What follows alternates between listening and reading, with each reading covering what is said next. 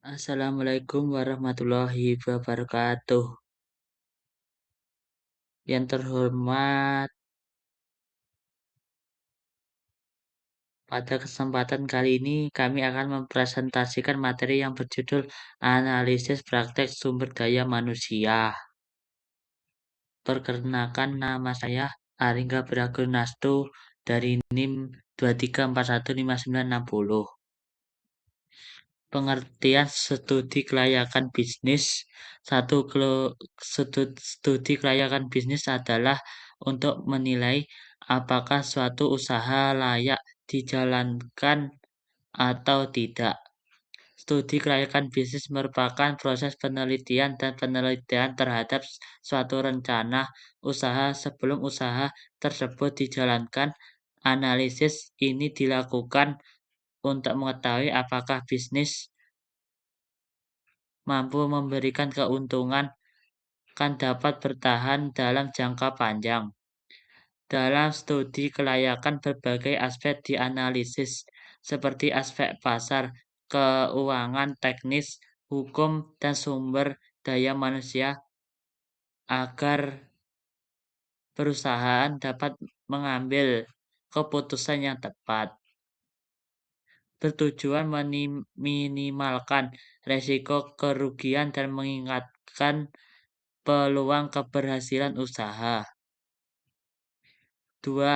Tujuan utama studi kelayakan bisnis adalah mengurangi kemungkinan terjadinya kerugian dalam menjalankan usaha. Dengan adanya analisis yang matang, perusahaan dapat mengetahui hambatan, kelemahan, dan peluang bisnis sejak awal.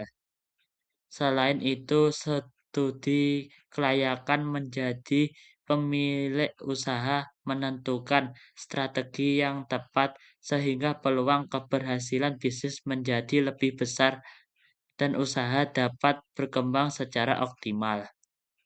3. Salah satu aspek penting adalah analisis sumber daya manusia. Analisis sumber daya manusia dilakukan untuk menilai kesiapan tenaga kerja yang dibutuhkan dalam menjalankan usaha. Analisis meliputi jumlah karyawan, kemampuan, keterampilan, pembagian tugas, hingga biaya tenaga kerja. SDM yang berkualitas akan meningkatkan produktivitas, pelayanan, dan efektivitas perusahaan. Oleh karena itu, keberhasilan suatu bisnis sangat dipengaruhi oleh kemampuan perusahaan untuk mengelola.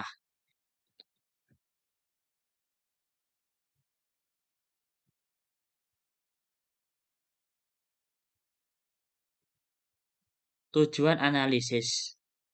1. Menentukan kebutuhan tenaga kerja. Proses ini memperkirakan jumlah dan kualifikasi karyawan yang dibutuhkan perusahaan untuk saat ini di masa depan.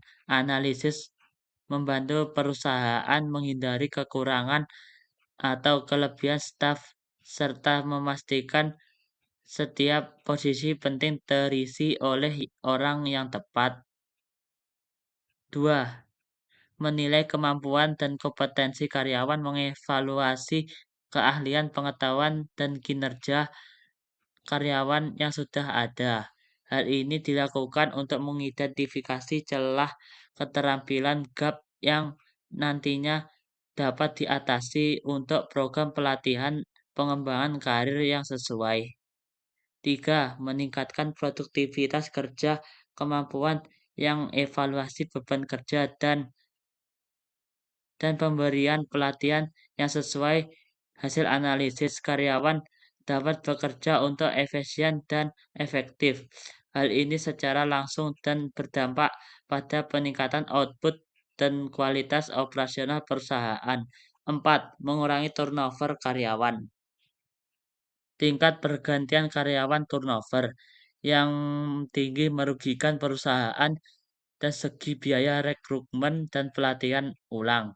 Dengan analisis praktek sumber daya manusia, Perusahaan dapat mengetahui akar masalah dari ketidakpuasan karyawan seperti kompensasi yang tidak sesuai, lingkungan kerja yang kurang baik, atau jalur karir yang tidak jelas, sehingga langkah retensi yang tepat dapat segera diambil. 5. Mendukung pencapaian tujuan perusahaan.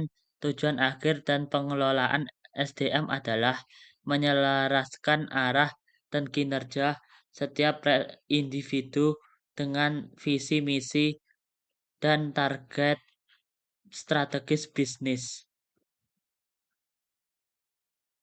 Perusahaan dapat mencapai targetnya secara maksimal jika didukung oleh tenaga kerja yang kompeten, termotivasi, dan dikelola dengan strategi yang tepat. Pelatihan dan pengembangan. Pelatihan, training. Pelatihan adalah proses pembelajaran untuk membekali karyawan dengan keterampilan dan pengetahuan teknis agar bisa melakukan pekerjaan mereka saat ini dengan lebih baik dan efisien. A. Fokus waktu jangka pendek.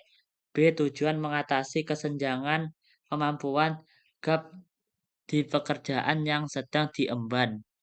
C. Contoh.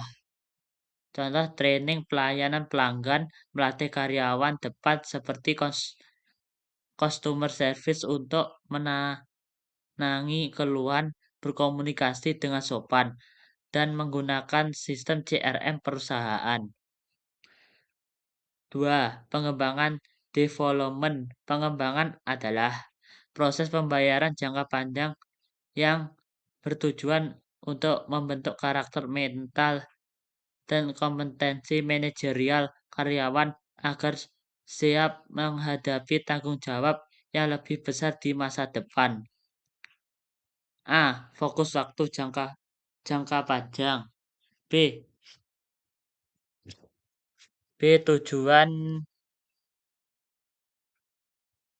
Tujuan mempersiapkan suksesi pemimpinan dan strategi adaptasi perusahaan. C. Contoh seminar manajemen membekali supervisor atau manajer teori kepemimpinan, pengambilan keputusan strategis, dan cara memotivasi tim.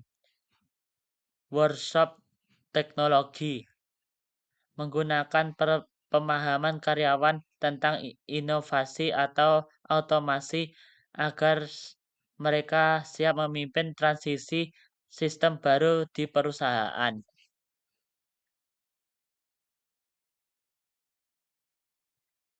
Rekrutmen dan seleksi. 1. Rekrutmen adalah proses menarik pelamar kerja, sedangkan seleksi adalah penyaringan kandidat terbaik dan posisi yang dibutuhkan. Menganalisis praktek ini memastikan perusahaan mendapatkan karyawan yang tepat, meningkatkan produktivitas, serta menekan biaya pergantian staf melalui keputusan berbasis data. 2. Seleksi adalah proses menyaring, memilih, dan menentukan kandidat yang paling cocok untuk mengisi posisi jabatan tertentu di dalam organisasi atau perusahaan. Penilaian kinerja. 1. Tujuan penilaian kinerja. A. Mengukur hasil kerja karyawan. Menilai sejauh mana karyawan keberhasilan target kerja KPI yang telah ditetapkan. B. Mengetahui kelebihan dan kekurangan. Mengidentifikasi kekuatan utama karyawan untuk dipertahankan serta kelemahan untuk diperbaiki melalui pelatihan. C. Menentukan promosi atau bonus. Menjadi dasar objektif bagi manajemen untuk menaikkan jabatan promosi, memberikan insentif finansial, bonus atau menaikkan gaji. 2. Indikator penilaian kerja. A. Disiplin mengukur kepatuhan terhadap aturan perusahaan seperti ketepatan waktu, hadir absensi, dan ketepatan waktu yang menyelesaikan tugas. B. Produktivitas menilai kuantitas dan kualitas hasil kerja yang diselesaikan oleh karyawan dalam batas waktu ditentukan. C. Kerjasama mengukur kemampuan karyawan yang berkolaborasi dengan rekan kerja, berbagai informasi, dan berkontribusi positif dalam tim. D. Tanggung jawab menilai komitmen karyawan dalam menyelesaikan tugas, mengakui kesalahan, dan mengambil keputusan tanpa harus terus diawasi.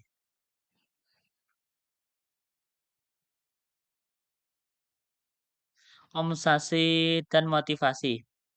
1. Kompensasi adalah seluruh bentuk imbalan finansial maupun non-finansial yang diberikan perusahaan kepada karyawan sebagai balas jasa atau kontribusi dan pekerjaan yang mereka berikan.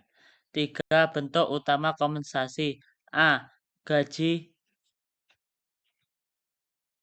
gaji imbalan dasar tetap yang dibayarkan secara rutin bulanan kepada karyawan sebagai bentuk pembayaran atau pekerjaan pokok mereka. B. Bonus insentif finansial tidak tetap yang diberikan berdasarkan pencapaian yang tertentu, performa individu atau keuntungan perusahaan, misalnya tunjangan hari raya bagi hasil. C. Tunjangan fasilitas tambahan di luar gaji pokok untuk meningkatkan kesejahteraan karyawan seperti asuransi kesehatan, tunjangan transportasi, dana pensiun, dan fasilitas makan. 2. Motivasi adalah dorongan internal dan eksternal yang membuat karyawan antusias, loyal, dan berdedikasi tinggi yang menyelesaikan pekerjaannya. Tanpa motivasi baik, kompensasi tinggi sekalipun mungkin tidak akan menghasilkan kinerja yang maksimal. 3 cara untuk meningkatkan seperti kerja karyawan. Penghargaan, memberikan apresiasi atas pencapaian atau dedikasi karyawan. Ini bisa berupa pujian, publikasi, sertifikat, insentif khusus, hingga promosi jabatan. Hal ini karyawan merasa kontribusi yang diakui. Lingkungan yang kedua, lingkungan kerja nyaman, menciptakan suasana kerja yang mendukung baik secara fisik, fasilitas kantor, dan menandai pencahayaan kebersihan maupun non-fisik, hubungan harmonis antar rekan kerja, budaya kerja saling menghargai, dan komunikasi terbuka. 3. Kesempatan karir, memberikan kejelasan mengenai jalur pengembang diri dan masa depan karyawan di perusahaan. Program seperti pelatihan, training, lokarya, dan jalur promosi yang transparan akan memotivasi karyawan untuk terus berkembang bersama perusahaan.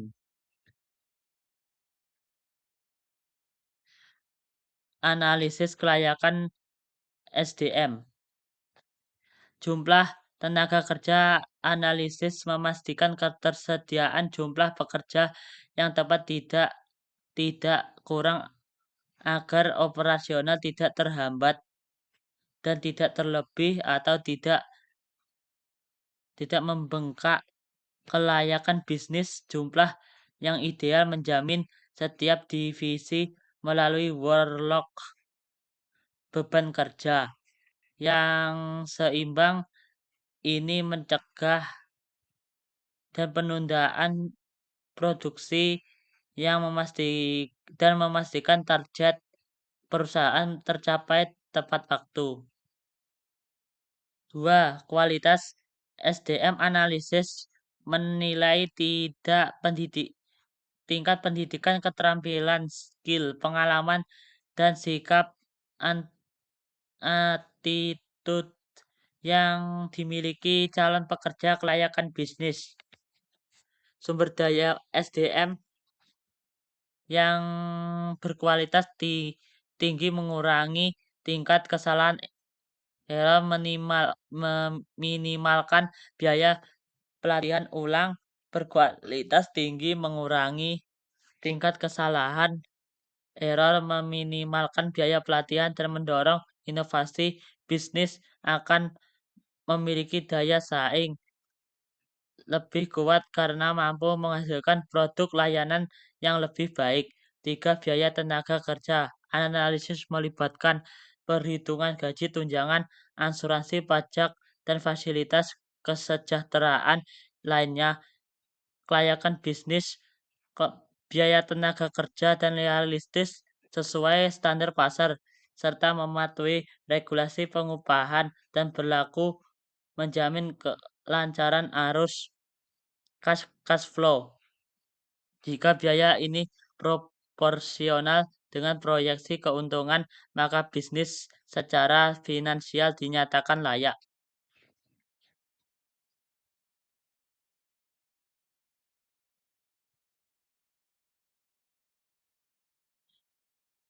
4. Produktivitas kerja. Analisis mengukur rasio antara hasil produksi output dengan sumber daya yang digunakan. Input seperti waktu atau jumlah pekerja. Kelayakan bisnis. Tingkat produktivitas yang tinggi menunjukkan bahwa pengelolaan SDM efisien. SDM yang efektif mampu menghasilkan output maksimal dalam waktu yang optimal sehingga menekan biaya pokok produksi dan memaksimalkan profitabilitas. 5. Struktur organisasi. Analisis kerangka kerja yang menunjukkan pembagian tugas, wewenang, hierarki, dan koordinasi antar departemen kelayakan bisnis.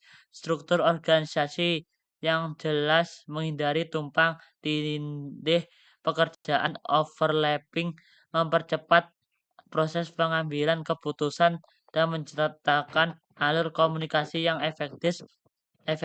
Ini membuat operasional bisnis berjalan secara sistematis dan mudah dikelola.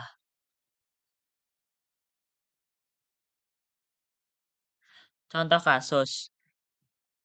1. Manajer 1 orang, tugas utama mengelola operasional harian, mengatur jadwal kerja, mengawasi inventaris bahan baku, dan menyusun strategi pemasaran. Kompetensi kepemimpinan, manajemen keuangan, dan layanan pelanggan. 2. Barista 2 orang.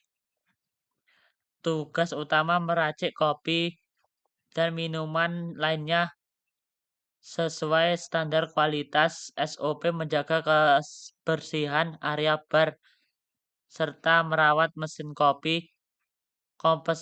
Kompetensi sertifikasi barista, nilai tambah keahlian latte art, dan pemahaman tentang biji kopi.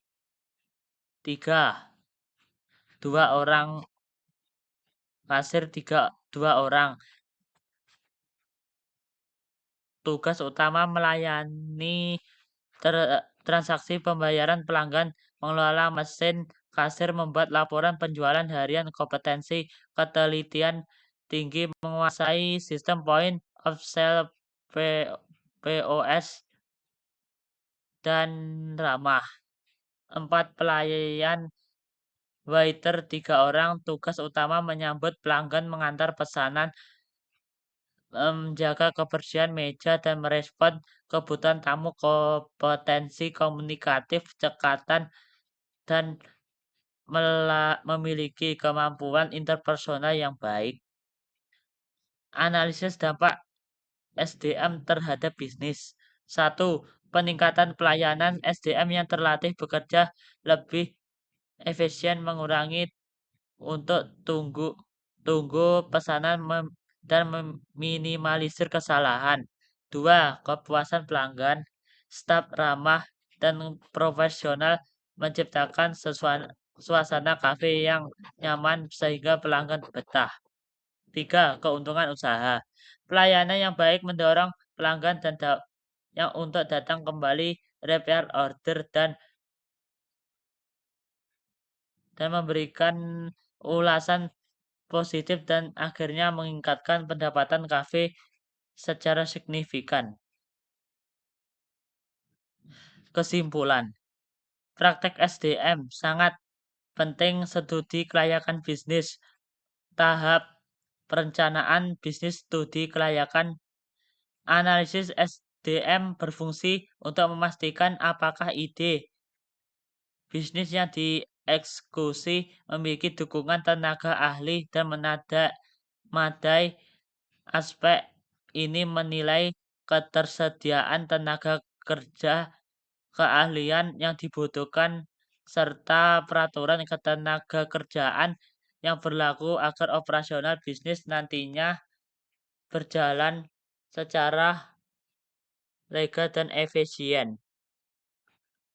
Pengelolaan SDM yang baik membantu meningkatkan keberhasilan usaha. Pengelolaan yang baik mencakup proses rekrutmen yang tepat, pelatihan, kompensasi yang adil, hingga manajemen kinerja.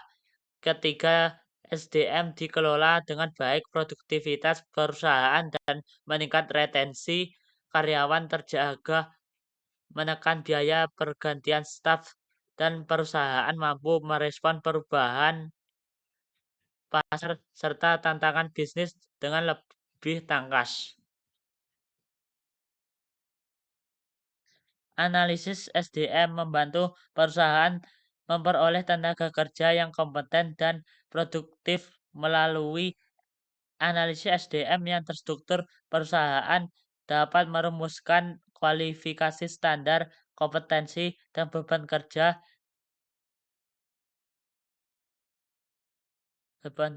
yang jelas untuk setiap posisi. Ini meminimalisir risiko salah rekrutmen sehingga perusahaan benar-benar mendapatkan talenta yang skill sesuai dengan kebutuhan operasional dan visi bisnis. Tenaga kerja yang kompeten ini yang menjadi motor penggerak utama dalam mencapai target untuk keuntungan perusahaan. Demi sekian, terima kasih. Atas maaf. Wassalamualaikum warahmatullahi wabarakatuh.